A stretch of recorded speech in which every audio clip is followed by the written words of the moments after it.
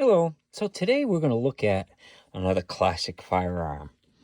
This is a Thompson Center Contender. And this is chambered in a 35 Remington, which for those that don't know what a 35 Remington is, this is a 35 Remington. And what we're going to shoot is it's 150 grain 35 Remington. But to give you some idea of how big it is, this is a 308. And if you compare them, it's about the same size as a 308. The powder charge is really close to the same size. So, needless to say, this has some serious recoil. And that's kind of a funny story because this is fractured 2 wrists, and at least a dozen people that have shot it has gotten it off their forehead because they don't know how to hold it right and they're not expecting the recoil. Recoil feels about twice what a 44 Magnum would be. So, yeah, so it's pretty significant. Let's get a weight on it. And let's see here. 56 ounces. So it's a pretty heavy duty gun. It weighs quite a bit. But you probably wish it weighs more than that when you shoot it. So some of the things before we do the trigger pull, I've got to check if it's empty. So how you open it is you pull on the trigger guard and then the barrel just drops open. And as you can see, it's not loaded. And this is the safety switch. So I don't know how well you can see it, but it's got a little C and a little R for rim fire or center fire. So if you want to fire center fire, you put it on that. If you want rim fire, you put it on that.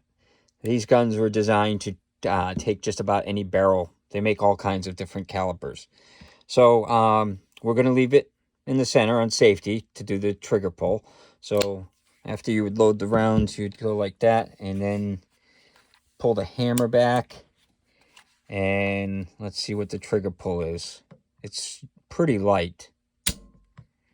So 1 pound, 14 ounces. And you notice it when you fire it. It's like you barely touch the trigger and it goes off. So, yeah, these were very common, or they still make them, but this is a Gen 1. The Gen 2s are a little bit different. To change out the barrel, you would just take the forestock, the forestock off, and you've got a pin that it pivots on.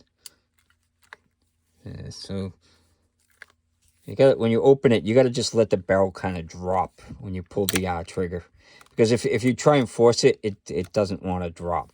So the hinge point there is where the pin is. So you take the forestock off and you take the pin out, and you could put basically whatever barrel you want on it.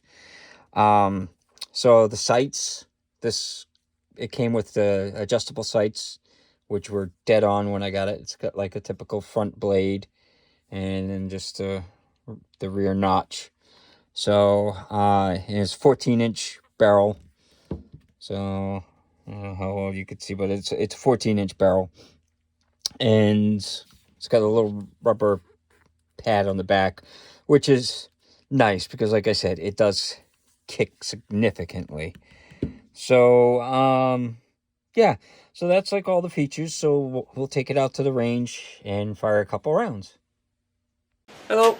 So today we're going to look at another classic firearm. This is a Thompson Center Contender in 35 Remington. So this is a 35 Remington. And we're going to shoot these today. They're 150 grain. Now, this gun kicks.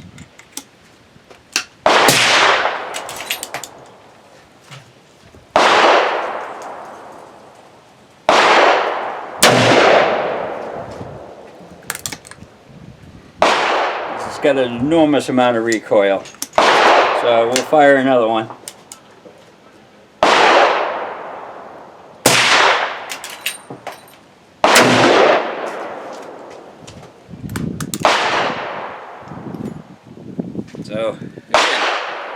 .35 Remington, made by Thompson Center Arms. This is a Contender, the original one, not the Gen 2.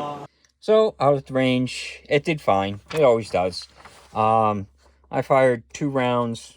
Ignore that one up there. So, I fired 2 rounds at about 12 yards out. And, I mean, I wasn't trying for super precision. The gun has some recoil, as you can see. And it's kind of funny because not only has multiple people gotten this off their forehead and, the fractured wrist, but one of the other funny stories is the muzzle flash. It's pretty significant. And we were at an indoor shooting range, and they said we could shoot it. And, like, on the second shot, the muzzle flash literally ignited. There was some cracks in the floor where gunpowder had been getting there, unburned gunpowder. So it ignited the crack, and you saw the gunpowder. It was like a movie where the line, it went over to the wall and then up the wall. It was a new indoor shooting range, so they had foam on the walls. I don't know why, but that got, gunpowder in it. So all of a sudden, it went to the wall and lit the wall on fire, and the person, working there freaked out and came in with a fire extinguisher, and that was pretty much the end of our day of shooting. So this is a fun gun for a lot of reasons. A lot of good memories. I had a lot of people shoot it. Matter of fact, when I brought it out to the range, there was another member that saw it, and I showed him the round that it shoots, the .35 Remington. He's like, "Oh, can I try it?" I'm like, "Sure."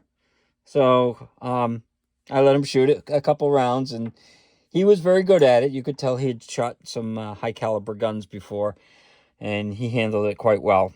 But yeah, I figured this would be the classic gun that I would do this week, and it's definitely something that I really like. I bought it because I have the .35 Remington in the Marlin, and when I found out they had a pistol that shot that, I was like, I gotta get that. So that's how I ended up getting this one, and I've had it for about 30 years, because I bought it when I was like 22. So yeah, so I hope you enjoyed the video, and I hope you have a good day.